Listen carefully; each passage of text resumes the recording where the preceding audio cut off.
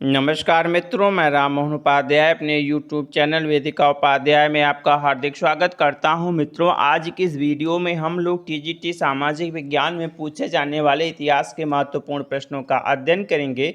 सभी प्रश्न आपकी परीक्षा के दृष्टि से काफ़ी महत्वपूर्ण हैं और यह इस श्रृंखला की 5वीं वीडियो। हमारा पहला प्रश्न है, सर्वाधिक संख्या में हस्तकुठार और क्लीवर प्राप्त हुए हैं। तो हमारा सही आंसर है निम्न पुरा पाषाण काल, विकल्प बी हमारा सही आंसर है। निम्न पुरा पाषाण काल से जो है सर्वाधिक मात्रा में हस्तकुठार और क्लीवर प्राप्त हुए हैं। सबसे पहला जो है हस्तकुठार पल्लवरम नामक स्थान से, पल्लवरम नामक स्थान से किसने प्राप्त किया था? रॉबर्ट ब्रूस फुट ने प्राप्त किया था। कब? 1863 ईस्वी में। तो हैंडेक्स और क्लीवर संस्कृत जो है प्राचीन पुरापाषाण काल से संबंधित है। सोहन घाटी, चापर चापिंग पेबुल संस्कृत, यह सब जो है निम्न पुरापाषाण काल से संबंधित है।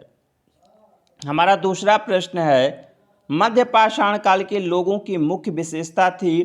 तो मध्य पाषाण के लोग जो है सूक्ष्म पत्थर के औजारों का प्रयोग करते थे। तो विकल्प ए हमारा सही आंसर है। ठीक है, लघु पाषाण उपकरणों का प्रयोग मध्य पाषाण कालीन आदिमानव करते थे, जिसको हम लोग माइक्रोलिथ के नाम से जानते हैं। किस नाम से? माइक्रोलिथ के नाम से जानते हैं। हमारा दूसरा प्रश्न है, घोड़े के अस्थि अवशेष प्राप्त हुए हैं। तो जो घोड़े के अस्थि अवशेष है वह सुरकोटदा से प्राप्त हुआ है। विकल्प डी हमारा सही आंसर। हमारा अगला प्रश्न है, वह सैंधव पुरास्थल जहाँ पे झूकर झाकिंग संस्कृत के अवशेष प्राप्त हुए। तो हमारा सही आंसर है विकल्प बी, चन्हूदड़ों से झूकर झाकिंग पेबुल संस्कृत के अवशेष प्राप्त हुए हैं। और चन्हूदड़ो कहाँ पे है? चन्हूदड़ो वर्तमान में पाकिस्तान के सिंध प्रांत में या बलूचिस्तान प्रांत में अवस्थित है। और इसकी खोज जो है 1931 ईस्वी में मजूमदार के द्वारा की गई थी, NG मजूमदार के द्वारा की गई थी। ठीक है, और यहाँ से जो है बाद में सैंधव सभ्यता के बाद यहाँ पे झूकर झाकिंग संस्कृत पल्लवित हुई। और यहाँ से जो है अगर देखा जाए तो मनके बनाने का कारखाना, सैंधव कालीन मनके बनाने का कारखाना प्राप्त हुआ है। हमारा अगला प्रश्न है, युद्ध के लिए ऋग्वेद में किस शब्द का प्रयोग हुआ है? तो हमारा सही आंसर है विकल्प बी, गविष्ठी शब्द का प्रयोग ऋग्वेद में युद्ध के लिए हुआ है। एक जो हमारा ऋग्वैदिक कालीन या वैदिक कालीन संस्कृति थी उसमें गायों को महत्वपूर्ण स्थान प्राप्त था। आपसी जो विनिमय का साधन भी गायों को ही माना जाता था। तो गायों के लिए जो युद्ध होता था उसको हम लोग गविष्ठी के नाम से जानते हैं। तो ठीक है, तो जो ऋग्वैदिक युद्ध होते थे उसको गविष्ठी के नाम से जाना जाता है। विकल्प भी हमारा सही आंसर है। हमारा अगला प्रश्न है, रामायण और महाभारत में उल्लिखित स्थलों की पुरातात्विक पहचान की गई है। तो यह बीबी लाल के द्वारा की गई है। तो हमारा सही आंसर है विकल्प डी हमारा सही आंसर है। हमारा अगला प्रश्न है, महावीर के जीवन काल में जैन संघ का प्रथम विच्छेदक कौन था? तो हमारा सही आंसर है विकल्प ए, जामाल। यहाँ पे जमाल हो गया। तो जामाल जो है वह महावीर के जीवन काल में ही पहली बार जो है जैन संघ का प्रथम विच्छेदक बना। और यह जो है जामाल जो है उनका जामाता था, उनका दामाद था। और पहले तो इसने जो है जैन धर्म को स्वीकार किया, बाद में एक सिद्ध कार्य को पूरा होने को लेकर जो है महावीर स्वामी और इसमें मतभेद हो गया। महावीर स्वामी का मानना था कि जब हम किसी कार्य को प्रारंभ करते हैं तब मान लीजिए कि हम उस कार्य को हमारा कार्य पूर्ण हो गया। और इसका मानना था जामाल की जब कार्य पूरा हो जाए तभी वह माना जाएगा। इसको क्रियामाणाकृत सिद्धांत के नाम से जाना जाता है। और 12वें वर्ष जैन धर्म के या ज्ञान प्राप्त के 12वें वर्ष जो है यह प्रथम विच्छेद हुआ था। और बाद में जो है एक और विच्छेद हुआ था लगभग जामाल के विद्रोह के 2 वर्ष बाद, तीस गुप्त ने किया था। तीस गुप्त ने द्वितीय विच्छेद किया था। हमारा अगला प्रश्न है, किस बौद्ध संगीत में बौद्ध धर्म की हीनयान महायान शाखाओं का उदय हुआ? तो हम लोगों ने कई बार इस पर चर्चा की है कि जो चतुर्थ बौद्ध संगीत हुई थी उसमें हीनयान और महायान शाखाएं जो है स्पष्ट रूप से विभाजित हो गई। और चतुर्थ बौद्ध संगीत जो है कश्मीर के कुंडलवन में आयोजित की गई थी। इस समय जो है कुषाण शासक कनिष्क का शासनकाल था। और इस जो चतुर्थ बौद्ध संगीत हुई थी उसकी अध्यक्षता वसुमित्र ने किया था और उपाध्यक्ष उसके अश्वघोष थे। हमारा अगला प्रश्न है, विष्णु और शिव के संयुक्त विग्रह की संज्ञा है? तो हमारा सही आंसर है, संयुक्त विग्रह की जो संज्ञा है उसको हरिहर कहा जाता है। हरि का अर्थ होता है भगवान विष्णु और हर का अर्थ होता है भगवान शिव। तो जो भगवान शिव और विष्णु का संयुक्त रूप है उसे हरिहर के नाम से जानते हैं। और यह प्रचलन में आया था गुप्त काल में प्रचलन में आया था। हमारा अगला प्रश्न है, सिकंदर ने भारत पर आक्रमण किया था? तो सिकंदर जो है एक यूनानी शासक था और उसने 326 ईसा पूर्व में भारत पर आक्रमण किया था। हमारा अगला प्रश्न है, निम्नलिखित में से कौन सा राजा जैन सन्यासी हो गया था? तो खारवेल नहीं, इसमें जो है कौन सा राजा जैन सन्यासी हो गया था? तो विकल्प डी हमारा सही आंसर है, चंद्रगुप्त मौर्य जो है मौर्य वंश का संस्थापक था। और इसके राज्यकाल के अंतिम दिनों में 12 वर्षों का एक अकाल पड़ा। तो इस अकाल से अपने प्रजा को छुटकारा दिलाने के लिए यह अपने गुरु भद्रबाहु के साथ, भद्रबाहु एक जैन साधु था, उसके साथ जो है यह श्रवण बेलगोला चला गया। श्रवण बेलगोला कहाँ पे अवस्थित है? यह कर्नाटक में अवस्थित है। और वहीं पे चंद्रगिरी पहाड़ी पर इसने जो है घोर तपस्या करके बाद में संलेखना पद्धति के द्वारा अपने प्राण त्याग दिए। ठीक है, तो मतलब कौन सा राजा जो है जैन साधु हो गया अपने शासनकाल के अंतिम दिनों में? तो वह है चंद्रगुप्त मौर्य। इसके बाद हमारा अगला प्रश्न है, अशोक के धम्म का सार किस अभिलेख में मिलता है? तो हमारा सही आंसर है विकल्प ए। ठीक है, यहाँ पे दिल्ली हो गया है, यह द्वितीय स्तंभ लेख में जो है अशोक के धम्म का सार मिलता है। अशोक जो है अपने दूसरे अभिलेख में जो है यह प्रश्न करता है कियम चू धम्मम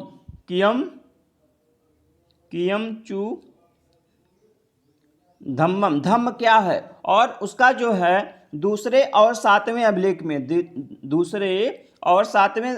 में जो है उसका स्वयं उत्तर देता है कि अपासिनवे बहुकयाने दयादाने सचे सोचे माधवे साधवे च। तो यही जो है अशोक के धम्म का सार है। ठीक है, हमारा अगला प्रश्न है, अशोक ने लुम्बिनी ग्राम के लिए भू राजस्व की दर कितनी निश्चित की थी? तो हमारा सही आंसर है, अशोक ने लुम्बिनी ग्राम के लिए भू राजस्व की दर 1/8 निश्चित की थी। अशोक अपने शासनकाल के 20वें वर्ष लुम्बिनी की यात्रा पर गया था और उसने जो है जनता के कल्याण के लिए कई कार्य किए। तो उसने जो है जनता से लिए जाने वाला जो भू राजस्व की दर थी उसको घटाकर 1/8 कर दी। तो विकल्प पे हमारा सही आंसर है। तो और जो अशोक का लुम्बिनी अभिलेख है, ठीक है, जैसे हम रुम्मन देय अभिलेख के नाम से जानते हैं, रुम्मन देय अभिलेख, इसको आर्थिक अभिलेख के नाम से जाना जाता है। आर्थिक अभिलेख, इसके विषय में मैंने कई बार आप लोगों से चर्चा की है।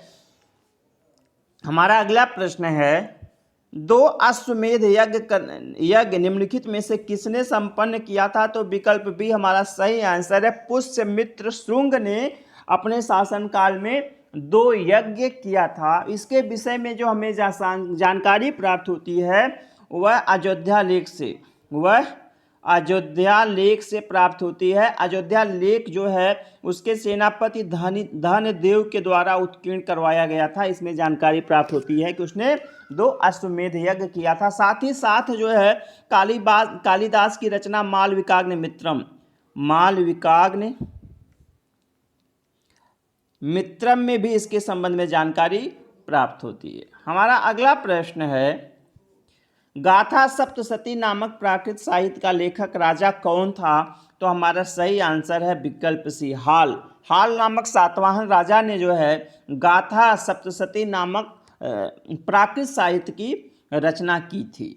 हमारा अगला प्रश्न है, किस शासक के शासनकाल में सेंट थॉमस नामक ईसाई भारत में ईसाई धर्म के प्रचार के लिए आया था? तो हमारा सही आंसर है गोंडो फर्नीज के शासनकाल में आया था। यह एक शक पहलव शासक था गोंडो फर्नीज, और इसके शासनकाल में जो है सेंट थॉमस ईसाई धर्म के प्रचार के लिए आया था। बाद में वह दक्षिण भारत में तमिलनाडु में ईसाई धर्म के प्रचार के लिए गया था, तो वहाँ पे जनता ने उसको मार डाला। यह भी प्रश्न आता है कि किस ईसाई प्रचारक की प्राचीन काल के किस ईसाई प्रचारक की जनता ने मार के हत्या कर दी थी। ठीक है, तो वह है सेंट थॉमस, और यह एक पार्थियन शासक था। हमारा अगला प्रश्न है, किसने समुद्रगुप्त को भारत का नेपोलियन कहा है? तो हमारा सही आंसर है B.A. स्मिथ ने जो है समुद्रगुप्त को भारत का नेपोलियन कहा है। समुद्रगुप्त की उपलब्धियों के आधार पर उसने जो है उसकी तुलना नेपोलियन से की। हमारा अगला प्रश्न है, निम्नलिखित में से अजंता की किस गुफा में मरणासन्न राजकुमारी का दृश्य अंकित है? तो हमारा सही आंसर है विकल्प डी, गुफा संख्या 16 में जो है गुफा संख्या 16 में मरणासन्न राजकुमारी, ठीक है, का दृश्य अंकित है।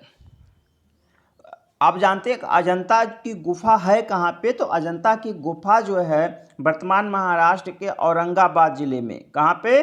औरंगाबाद जिले में अवस्थित है, और यहाँ से कुल प्राचीन कालीन 29 गुफाओं के साक्ष्य प्राप्त हुए हैं। लेकिन वर्तमान में यहाँ पे कुल 6 गुफाओं के चित्र जो है शेष हैं। उसमें से है 1, 2, ठीक, 9, 10 और 16, 17, ये 6 गुफाओं के चित्र जो है सुरक्षित हैं। और इसमें से जो है आपकी जो गुफा संख्या 9-10 है, गुफा संख्या 9-10, उसका जो चित्र है वह प्रथम शताब्दी ईसा पूर्व का, मतलब सबसे प्राचीनतम चित्र गुफा संख्या 9-10 के हैं। ठीक है, तो गुफा संख्या 16 में कुल मरणासन्न राजकुमारी का जो है चित्र सबसे अधिक सुंदर एवं आकर्षक माना जाता है। हमारा अगला प्रश्न है, हर्षवर्धन को किस शासक ने पराजित किया था? तो हमारा सही आंसर है पुलकेशिन द्वितीय। तो विकल्प से हमारा सही आंसर है चालुक्य शासक पुलकेशिन द्वितीय ने जो वर्धन शासक हर्षवर्धन को पराजित किया था। इसके संबंध में हमें जानकारी जो प्राप्त होती है वह ऐहोल अभिलेख में प्राप्त होती है। ऐहोल अभिलेख का जो लेखक था वह रवि कीर्ति था, जो कि पुलकेशिन द्वितीय का सेनापति था। उसने इस जो है ऐहोल अभिलेख के जो है रचना एक प्रशस्त के रूप में की थी। ठीक है, और इसी में उसने बताया है कि पुलकेशिन द्वितीय ने जो है वर्धन शासक हर्षवर्धन को नर्मदा नदी के तट पर पराजित किया था। ठीक, इसके बाद हाँ एक चीज़ यहाँ पे ये भी कभी कभी पूछ लिया जाता है, किस अभिलेख के लेखक ने अपनी तुलना कालिदास और भारत से की है? तो रविकीर्ति ने ही अपनी तुलना जो है कालिदास और भारत से इसलिए की है कि उसने कहा कि इसके लिखने से हमें वही कीर्ति प्राप्त हुई है जो कालिदास और भारत को उनके लेखन के लिए प्राप्त हुई है। हमारा अगला प्रश्न है, संगम युग में चोल शासकों की राजधानी थी, तो हमारा सही आंसर है विकल्प सी, संगम युग में उरैवो और अर्काट चोल शासकों की राजधानी थी। हमारा अगला प्रश्न है, तक्कोलम का युद्ध हुआ था, तो तक्कोलम का युद्ध जो है चोलों और राष्ट्रकूटों के मध्य हुआ था। किसके मध्य हुआ था? चोल शासकों और राष्ट्रकूट शासकों के मध्य हुआ था। इस समय जो है चोल शासक जो है आपका था राजादित्य। चोल शासक राजादित्य था, यह परांतक प्रथम का पुत्र था, और राष्ट्रकूट शासक कृष्ण तृतीय था। राष्ट्रकूट शासक कृष्ण तृतीय था। इन दोनों के मध्य में जो तक्कोलम का युद्ध हुआ था, और इसमें राष्ट्रकूटों ने चोलों को पराजित कर दिया। यह युद्ध जो है लगभग 949 ईस्वी के आसपास हुआ था। हमारा अगला प्रश्न है, चोल प्रशासन की विशेषता क्या थी? तो शक्तिशाली मंत्रिपरिषद नहीं, शक्तिशाली राजा नहीं, वित्तीय शासन का विकेंद्रीकरण ये भी नहीं, स्वायत्त शासी ग्राम प्रशासन। चोल शासन की सबसे अधिक प्रमुख विशेषता क्या थी? स्वायत्त शासी ग्राम प्रशासन। यहाँ पे जो ग्राम थे उनको स्वायत्तता मिली हुई थी। स्थानीय प्रशासन का जन्मदाता चोलों को माना जाता है। स्थानीय प्रशासन का जन्मदाता चोलों को माना जाता है, और एक प्रजातांत्रिक ढंग से जो है वहाँ पर ग्राम प्रशासन का संचालन वहाँ के नागरिकों के द्वारा किया जाता था। हमारा अगला प्रश्न है, निम्नलिखित में से किस चंदेल शासक को चंदेलों की वास्तविक स्वाधीनता का जन्मदाता माना जाता है? तो हमारा सही आंसर है विकल्प डी, राजा धंग को जो है चंदेल स्वतंत्रता के या चंदेलों की का वास्तविक जन्मदाता माना जाता है। चंदेल स्वतंत्रता का वास्तविक जन्मदाता माना जाता है। हमारा अगला प्रश्न है, बंगाल के पाल शासकों के विरुद्ध किस एक समुदाय ने विद्रोह किया था? तो वह विद्रोह हुआ था कैवर्तों का। विकल्प सी हमारा सही आंसर है। कैवर्त या केवट जात, जिसको कैवर्त को केवट बोलते हैं, तो कैवर्तों ने जो है बंगाल के पाल शासकों के विरुद्ध युद्ध किया था। और इस समय जो है पाल शासक था महिपाल। पाल शासक था महिपाल। महिपाल के समय में यह विद्रोह, कैवर्त विद्रोह हुआ था। और बाद में जो है कभी कभी यह पूछ लिया जाता है, इस कैवर्त कृषक समुदाय का नेता कौन था? तो दिव्योग था। दिव्योग के नेतृत्व में जो है कैवर्तों ने यह विद्रोह किया था और महिपाल की हत्या कर दी थी, और महिपाल की हत्या करके उत्तरी बंगाल पर अपना अधिकार कर लिया था। हमारा अगला प्रश्न है, त्रिशक्तियों राष्ट्रकूट, प्रतिहार और पाल के आपसी द्वंद्व का केंद्रीय शहर था। तो कन्नौज पर अधिकार के लिए जो है पाल, प्रतिहार और राष्ट्रकूटों ने जो है आपस में युद्ध किया था। और अगर कभी कभी प्रश्न पूछा जाता है कि जो त्रिपक्षीय संघर्ष था उसका प्रारंभ किस शासक के द्वारा किया गया था? तो वह प्रतिहार वंशीय शासक वत्सराज के द्वारा किया गया था। वत्सराज ने ही इस युद्ध का प्रारंभ किया था। हमारा अगला प्रश्न है, वह शासक जिसने साहित्य और कला के क्षेत्र में सर्वाधिक योगदान दिया? तो विकल्प डी, परमार भोज ने साहित्य और कला के क्षेत्र में उल्लेखनीय योगदान दिया। साहित्य का बहुत बड़ा जो है भक्त था, और इसकी मृत्यु के पश्चात कहा गया था कि धारा नगरी जो है वीरान हो गई है। और इसकी प्रसिद्ध रचना जो परीक्षाओं में बार बार पूछी जाती है वह है सम्रांगण सूत्रधार। सम्रांगण सूत्रधार प्रसिद्ध रचना जो वास्तुशास्त्र से संबंधित है। और युक्त कल्पतरु, ठीक है। हमारा अगला प्रश्न है, निम्नलिखित में से कौन मनुस्मृति का टीकाकार है? तो मनुस्मृति के जो टीकाकार हैं, मेघातीत हैं, गोविंदराज हैं, कुल्लूक भट्ट हैं, तो ABC सभी हैं। तो विकल्प डी हमारा सही आंसर है, उपर्युक्त सभी। मेघातीत, गोविंदराज, कुल्लूक भट्ट और एक है भारूची। भारूच ने भी जो है मनुस्मृति पर अपने भाष्य लिखे हैं।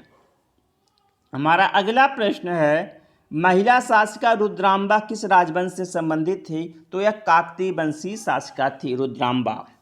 हमारा अगला प्रश्न है, गंगा अवतरण का दृश्य कहाँ चित्रित है? तो गंगा अवतरण का जो चित्र है वह मामल्लपुरम में चित्रित है। तो गंगा अवतरण का दृश्य मामल्लपुरम में चित्रित है। ठीक। हमारा तीसवां एवं अंतिम प्रश्न है, पल्लव ने अपने को किस देवता की संतान घोषित किया?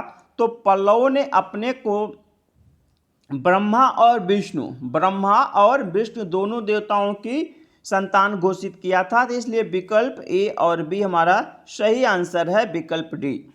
मित्रों, इस वीडियो में मैंने कुल 30 महत्वपूर्ण प्रश्नों को रखा था जो कि आपकी परीक्षा के दृष्टि से काफ़ी महत्वपूर्ण है। आप लोग इस वीडियो को ध्यानपूर्वक देखिएगा आप और इसे अपने मित्रों को भी शेयर कीजिएगा। आप सभी को सुनने के लिए बहुत बहुत धन्यवाद। नमस्कार।